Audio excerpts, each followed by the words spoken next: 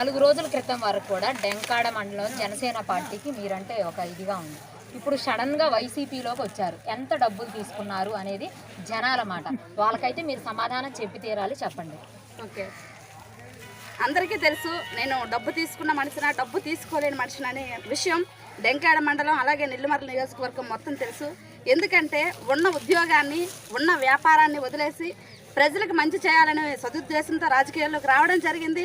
Janasena party ఆ రోజు ఏం చెప్పిందంటే రబ్బర్ చెప్పులు వేసుకున్న వాళ్ళకు కూడా రాజకీయం నేర్పిస్తానని చెప్పింది, నేర్పించింది. ఖచ్చితంగా చెప్పాలంటే నాకు ఒక గుర్తింపునిచ్చింది మండల అధ్యక్షురాలిగా. ఏదైతే నేను రాజకీయ ప్రారంభం అనుకున్నానో దానికైతే గుర్తింపునిచ్చింది. గుర్తింపునిచ్చిన తర్వాత ఏమైందంటే మనం చాలా కళలు కంటాం. ఏదైనా పొలిటికల్ పార్టీలోకైనా లేకపోతే ఏదైనా మనం సేవ చేద్దాం అనుకున్నప్పుడైనా వెళ్ళినప్పుడు చాలా కళలు కంటాం. అదేవిధంగా ఈరోజు అందరూ డబ్బులు తీసుకున్నాం అని చెప్పేసి అనొచ్చు. ప్రజలు నరం లేని నాలుక 4 మాట్లాడుద్ది అంటారు.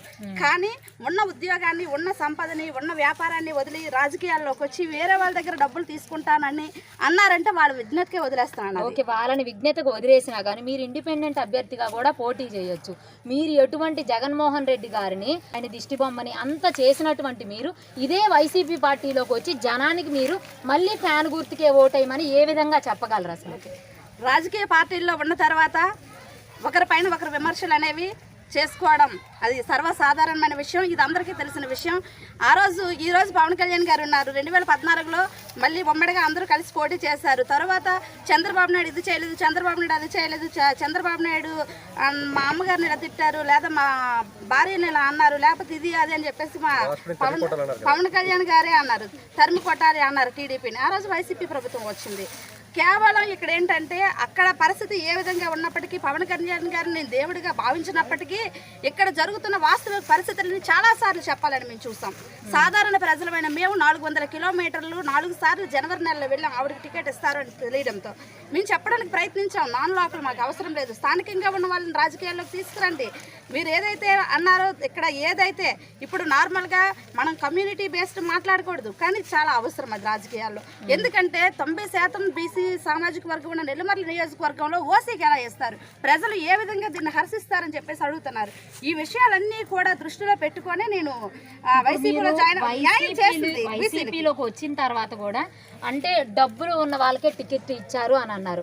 వైసీపీలో మాత్రం డబ్బులు ఉన్న వాళ్ళకి టికెట్లు ఇవ్వలేదా? డబ్బులు లేని వాళ్ళకి ఏమన్నా ఇచ్చారా? మరి ఏ ప్రాతిపాదికన మీరు వైసీపీలోకి వచ్చారో కూడా జనాలకు చెప్పండి. మీకు ఏమి నచ్చాయి, ఏ అంశాలు? ఏ రోజైతే మీకు నేను చాలాసార్లు నార్మల్గా మనము అంటే మీడియా ముఖంగా మాట్లాడినప్పుడు ఒక విధంగా మాట్లాడతాం, మీడియా వెనకతలో ఒక విధంగా మాట్లాడతాం.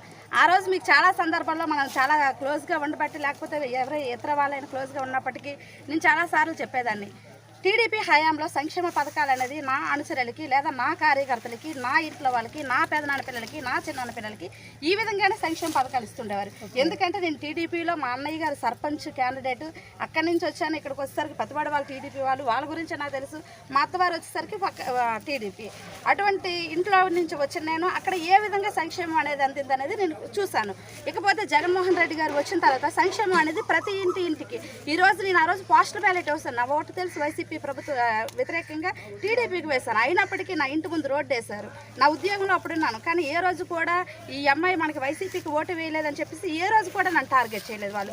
కాకపోతే ఈరోజు మనము జనసేన పార్టీ అంటే పవన్ కళ్యాణ్ గారిని ముఖ్యమంత్రిని చేయాలని చెప్పేసి నేను అనుకున్నాను. కానీ ఆయన ముఖ్యమంత్రి నేను అవ్వాలనుకోవట్లేదు, వేరే వాళ్ళని చేద్దామని చెప్పేసి అనుకుంటున్నారు.